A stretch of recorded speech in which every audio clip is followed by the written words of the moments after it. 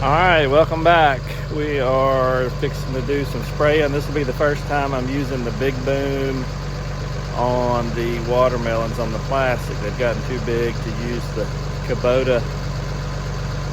So we're going to spray with the big boom, but we'll keep using the Kubota, the rest of the season on the other crops that are not melons on the plastic. Tomatoes, peppers, squash, cucumbers, that kind of stuff.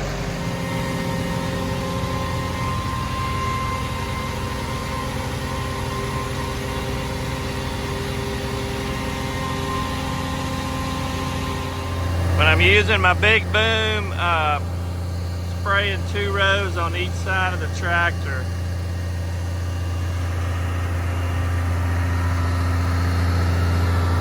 The tractor's driving in the drive road that we'll harvest in, and that's also the drive road that I spray in. See, it stretches all the way across.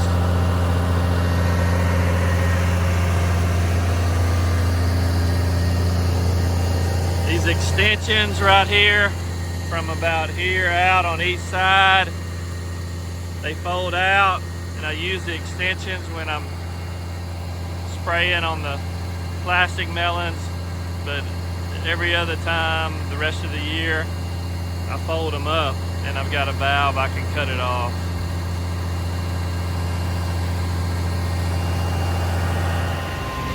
I don't use those extensions the rest of the season just because the boom's a little harder to handle when it's that wide.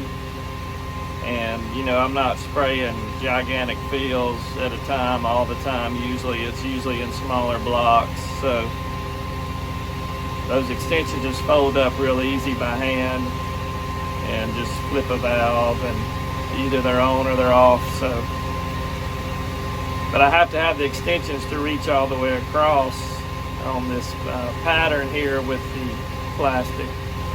When we're spraying the melons on the bare ground, not on the plastic, I don't use the extensions because my pattern is a little bit different, and I use it to, I have the pattern to fit the boom without the extensions. So anyway, I don't know if any of that made sense, but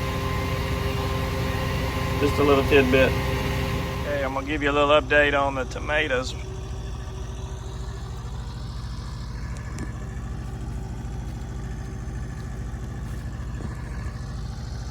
See, those are about the size of maybe ping pong ball, maybe. Those are smaller. We're starting to get some fruit. Of course, we got blooms here.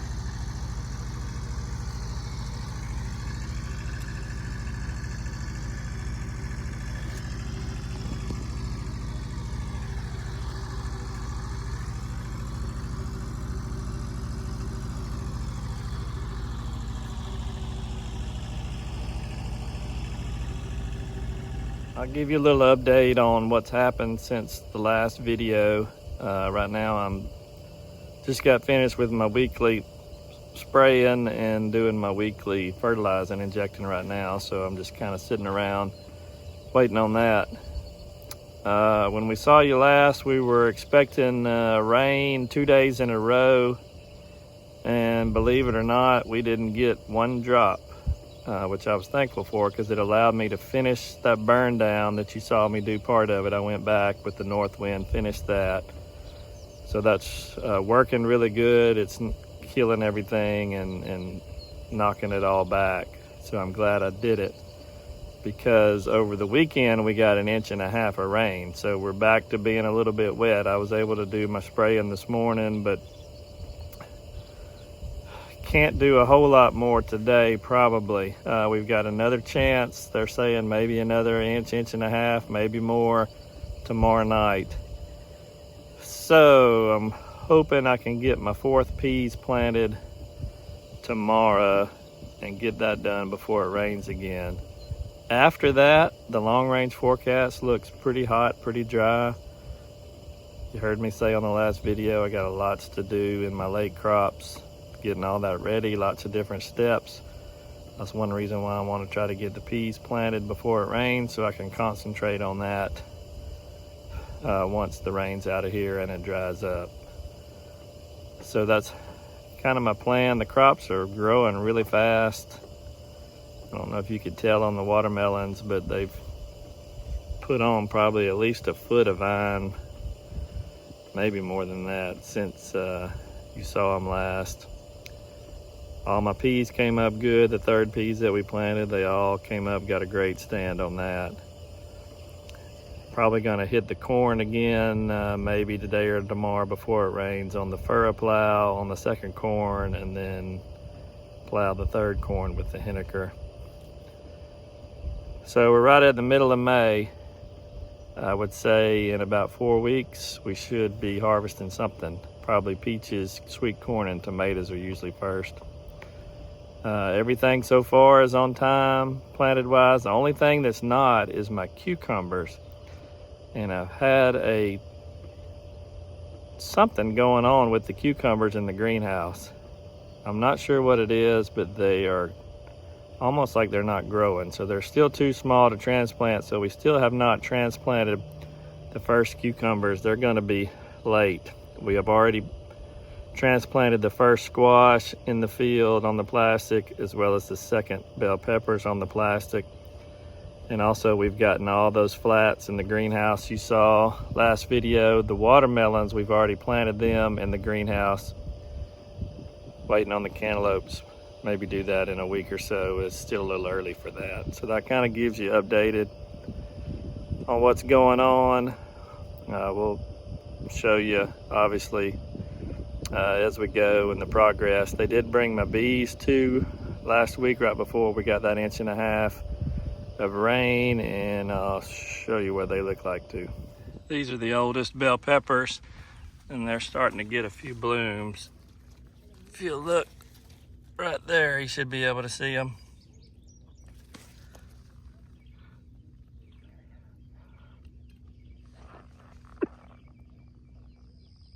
All right, oldest cantaloupes here. Look right here by my finger. That's the first little baby cantaloupe that I've seen. So we're about a month away, probably mid-June. You can see all throughout these cantaloupes, there's flowers everywhere. And you've got male and female flowers. So the bees have to get the pollen from the male to the female flower before you get a fruit.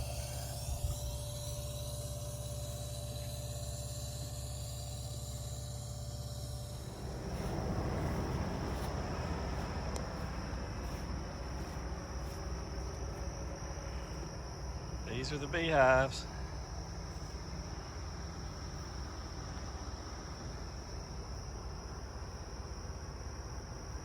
A lot of them swarming around. I don't know if you can see it on the video, but I'm not getting any closer.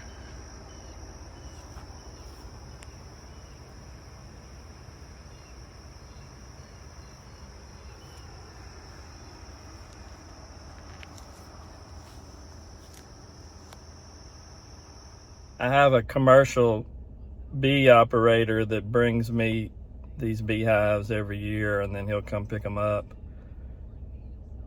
So that's a big help. You know, you have to have the bees to move the pollen from the male to the female flowers. Everything in the cucurbit family, which is a watermelon, cantaloupe, cucumber, squash, pumpkin, etc., has to have bees to make fruit. They have to have bees to move the pollen, because it can't be moved any other way.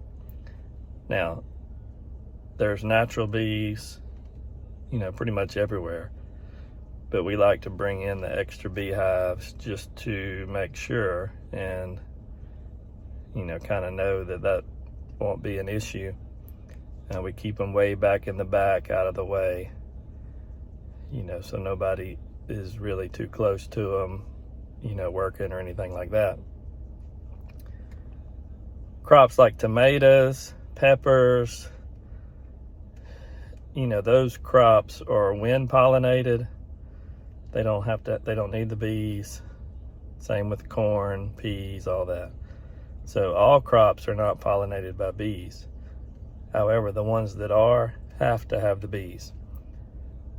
So if you ever hear about, you know, a bee shortage or an epidemic where the bees are dying off, then that would certainly affect the food supply. If it was some large epidemic, you know, or worldwide or regional or whatever, you know, they've talked about that in the past for different things. So those are things that people don't think about. But if every bee was eliminated in the world, you know, at one time, then there'd be a whole lot less crops and a whole lot less food. You know, when I say crops are not pollinated by bees, I don't mean you wouldn't see them out there, you know, in your tomato plants or on your tassels of your corn stalks, but they're not necessary for pollination, I guess is what I was meaning for those crops. The cucurbits, the bees are absolutely necessary for pollination. So the flowers, you know, will open up maybe mid-morning. The bees will come out and do their thing, and then they'll close up late in the afternoon, and the bees will go back in their hives and come back out the next morning. I'll try to see if I can get you a bee in action. Hadn't seen one just yet. So, you know, I have to be careful with my spraying. That's why I spray early, right at daylight before the flowers open. You can also spray right at dark. Sometimes that's hard to do just exactly that when I got so much stuff going on, and I got to do it when I can. But we try to protect the bees as much as we can, because insecticides obviously can hurt the bees. I've never seen any bees just laying out here dead. So I feel like we do a pretty good job of protecting them.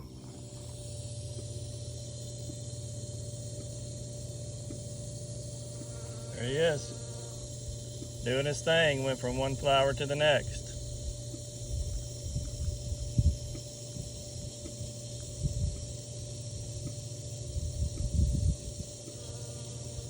You know, if you've ever grown watermelons, you know, in your garden or something, sometimes you'll get those goosenecks, you know, where they're not filled out on both ends of the watermelon the same, you know, it's not uniform. Some of that is variety. You know, if you're not using a hybrid, that could be it. But also some of that is pollination, where the fruit did not get fully pollinated. So that's another advantage of, you know, having as many bees as you can.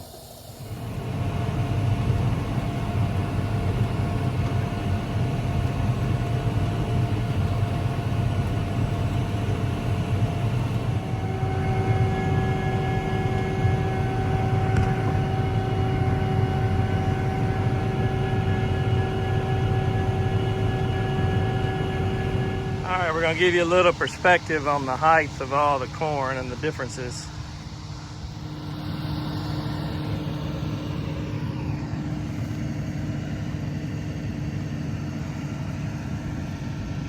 All right, it's between waist and chest high, the oldest corn.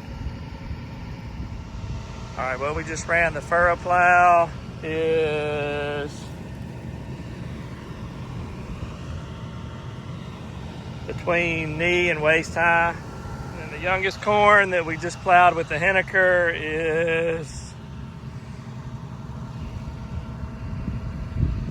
a little bit less than knee high.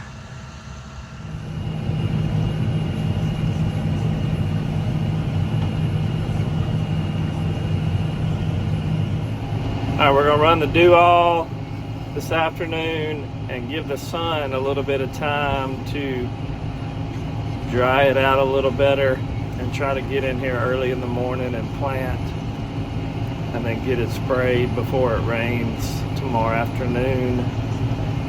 It's a little bit sticky, not bad, but I think I would get more benefit by doing this and letting that sun hit it for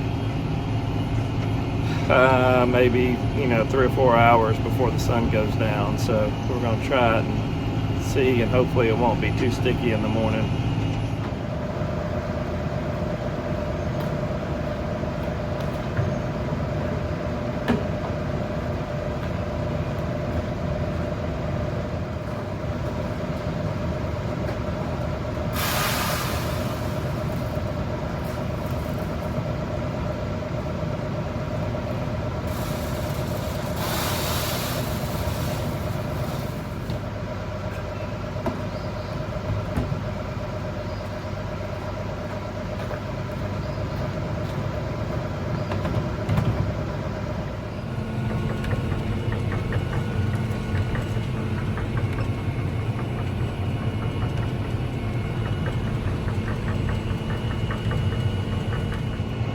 Looks like I made the right call on the do-all yesterday afternoon, because the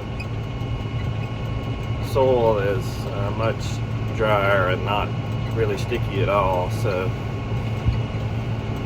we're getting the purple hulls planted, and I brought the Zipper Cream Crowder seed with me. I'm gonna stop on the turn row when I get through and switch the seed out. This will be the 4th purple hull planting and the 2nd Zipper Cream Crowder planting. It'll be a good bit bigger planting of the Zipper Creams than the first time. Normally this is the last Zipper Cream that we plant. We'll see. I don't know if I'll plant any more or not, but I usually don't. I usually just stick with purple hulls after this. So we're going to try to knock it out and get it sprayed before the wind picks up.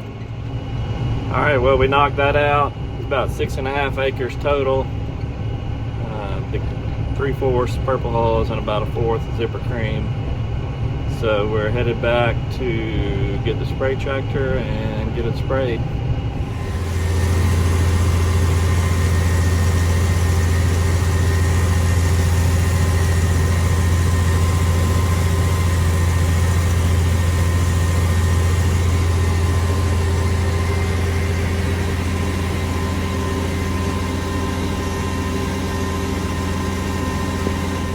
A couple of videos ago, I told you I was going to show you about pulling the suckers on the tomatoes, because I had missed it when the guys were doing it on the oldest ones. Well, we missed it again. They worked on it yesterday afternoon and this morning while I was pretty busy, but I am going to show you at least kind of what it looks like after they've done it. All right, this is the youngest tomatoes here, and you can see they've pulled off these shoots. Call them little suckers, that are right in these little nodes. They pulled them off. We leave the ones on the top. You can kind of see this is how big some of them had gotten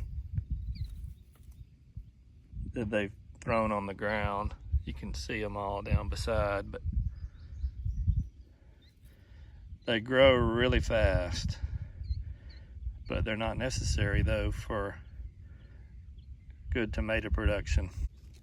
Here's one that got replanted in the older ones that we'll go back and do later.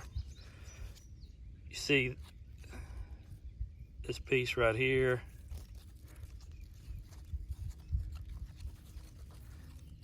Right here. Leave the ones on the top. It's usually, 3 to 6 on each plant, but it really makes a huge difference. These plants will grow up to the top of the stake, but if you didn't pull the suckers, they'd be sticking out way up here and way out here, and they would have tomatoes on them, but they would be small. Plus you'd have all that energy into making all these limbs and foliage, which really don't do anything. Plus when they get weighted down, they break off. You'd rather have all your energy focused on the main part of the plant. You'll get bigger fruit, but I can't imagine why you would not want to pull the suckers. we've always done it, and I feel like it's well worth the time. These are our first squash, planted at 18 inches. It does not take them long at all. I would say usually about a month from when we transplant them, we're harvesting squash. Moved over to the red watermelons now, and if you'll look right there by my finger, that's gonna be the first little red watermelon that I've seen.